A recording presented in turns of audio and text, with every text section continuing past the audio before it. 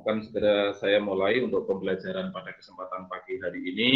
Sebelumnya, Assalamualaikum warahmatullahi wabarakatuh. Waalaikumsalam warahmatullahi wabarakatuh. Waalaikumsalam. Bagaimana kabar kalian? Alhamdulillah baik. Untuk memulai kegiatan pada kesempatan pagi hari ini, kita berdoa dulu. Untuk yang memimpin doa, saya minta yang tadi masuk room pertama yaitu Umi Umaroh. Baik Pak. Untuk mengawali kegiatan di pagi hari ini, marilah kita berdoa menurut keyakinan dan kepercayaan masing-masing. Berdoa mulai. Doa selesai. Oke, saya mengingatkan bagi kalian yang mungkin belum mengisi daftar hadir, nanti setelah selesai sesi ini kalian bisa mengisi daftar hadir lewat Google Class yang sudah saya share.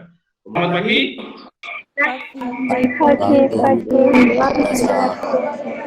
Jadi bagaimanapun kegiatan kita harus kita awali dengan rasa semangat yang luar biasa.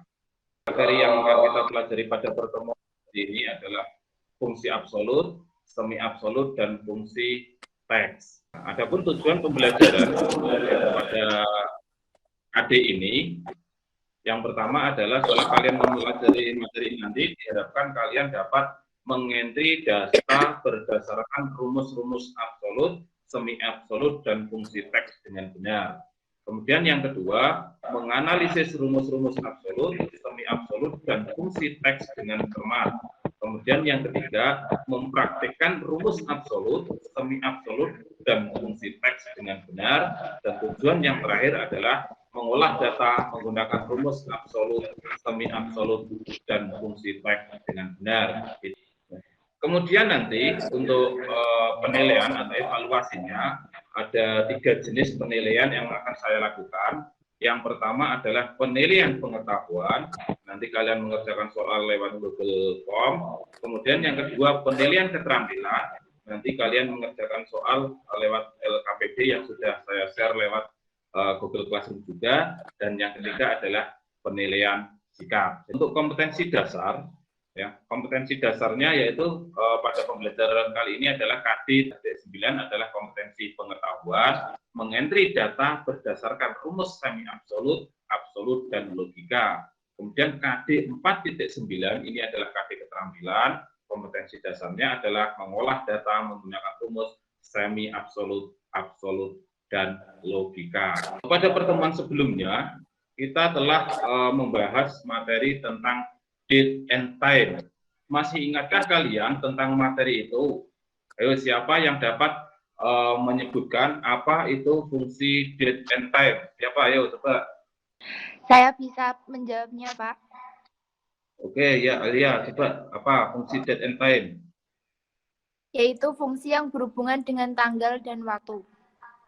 Oke, betul sekali. Jadi fungsi date and time, date itu sendiri kan tanggal, time itu waktu. Jadi date and time memang fungsi yang berhubungan dengan tanggal dan waktu.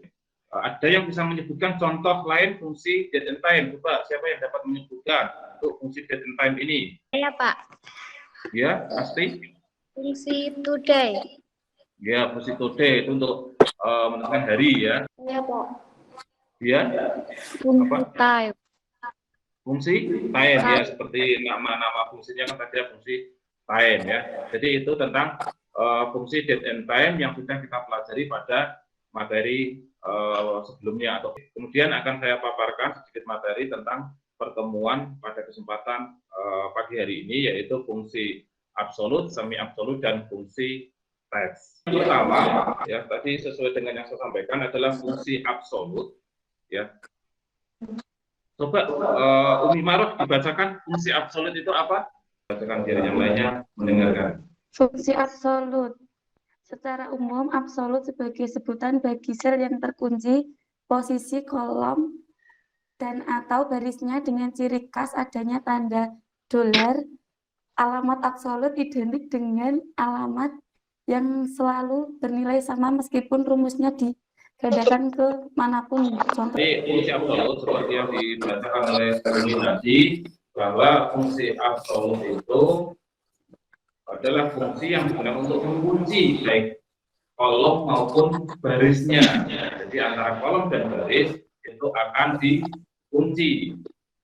Sehingga kalau di copy kemanapun, hasil dari fungsi absolut ini akan memiliki nilai yang sama. Kedua, ada fungsi semi absolut.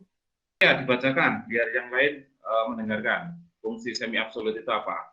Alamat sel semi absolut adalah alamat sel yang hanya absolut pada baris atau kolom saja. Dalam hal ini, penguncian pada alamat semi absolut hanya dilakukan pada salah satu di antara kolom atau baris. Misalnya sel D3. Jadi kalau tadi absolut itu mengunci semuanya dalam satu sel, yaitu baris dan kolom, sedangkan semi absolut ini yang dikunci hanya barisnya saja atau kolomnya saja. Karena yang ketiga adalah fungsi teks. Jadi dalam fungsi teks yang akan kita bahas nanti adalah hanya ada 3 hal, yaitu fungsi left, fungsi right, dan fungsi mid. Oke.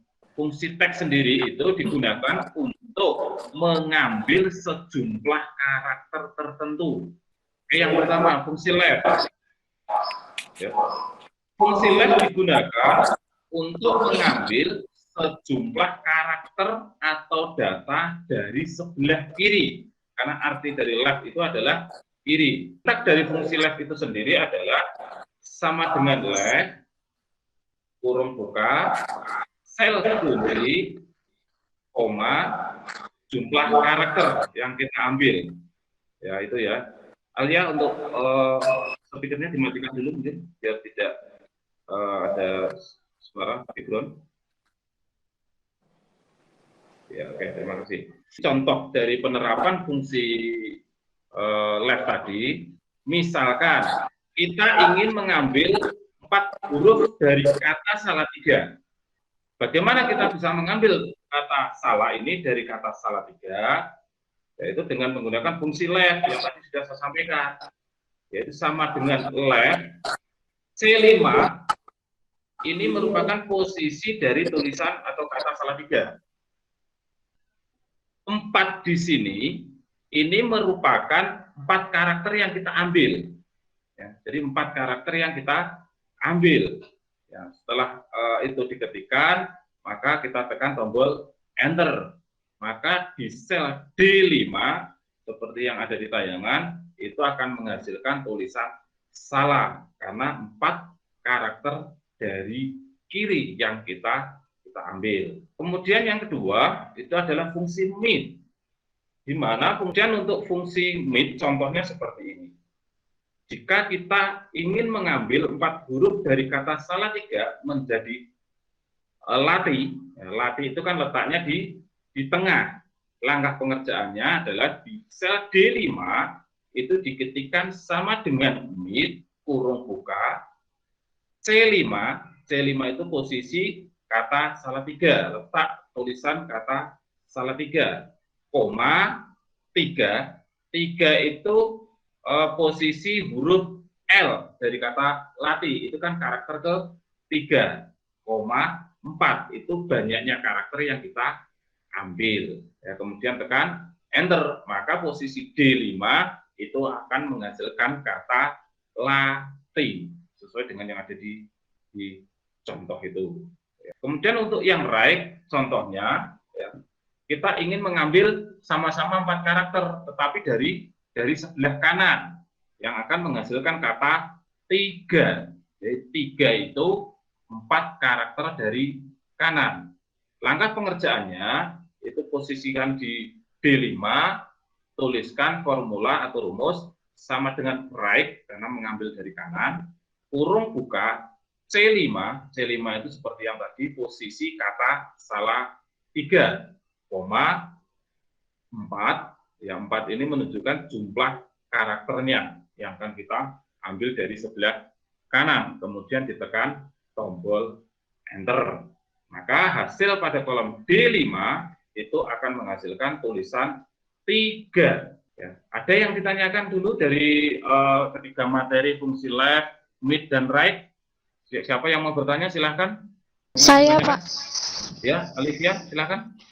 Mau tanya apa? Untuk membuat absolut menggunakan apa, Pak? Apakah diketik manual tanda dolarnya atau bagaimana? Oke, untuk membuat absolut ini itu bisa dengan menggunakan dua cara.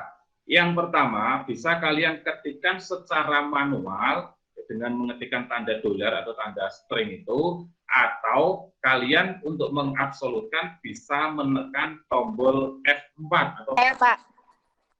Oke, ya. Alia mau tanya apa?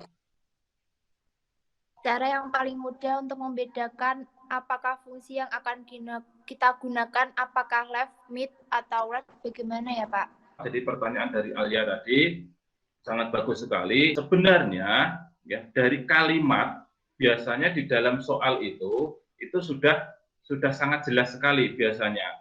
Ya tinggal kita menerjemahkan ke dalam fungsinya. Misalkan kita akan mengambil, taruhlah di soal itu karakter paling kiri, ya.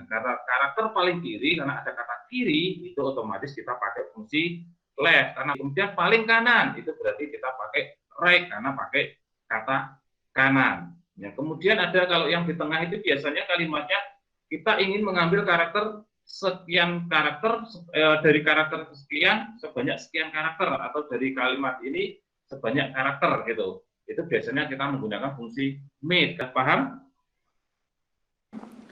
Baik, sudah paham Pak. Terima kasih. Oke, iya terima kasih. Ada lagi yang lainnya yang mau bertanya? Saya, Pak. Oke, Umi mau tanya apa? Apakah ada cara lain selain diketikkan langsung, Pak, untuk menulis rumusnya?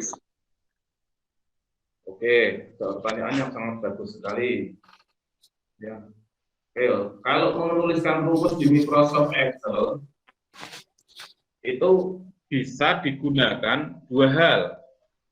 Yang pertama, bisa ketikkan secara manual di kolom-kolom atau di sel yang akan kita ketikkan rumus itu atau formula itu, atau cara yang kedua, kita bisa menggunakan function. Ya. Jadi tombol function yang ada di Microsoft Excel itu bisa kita gunakan. Nanti untuk lebih jelasnya penggunaan tombol function itu tidak saya jelaskan lewat pemaparan materi ini, tetapi nanti kalian bisa membaca di modul yang sudah saya share di Google Class. Di sana ada modul, bisa kalian pelajari bagaimana cara menggunakan fungsi itu dengan menggunakan function. Jadi setelah selesainya sesi sinkron ini nanti, kalian langsung menuju ke Google Classroom. Di sana kalian masuk ke menu tugas kelas.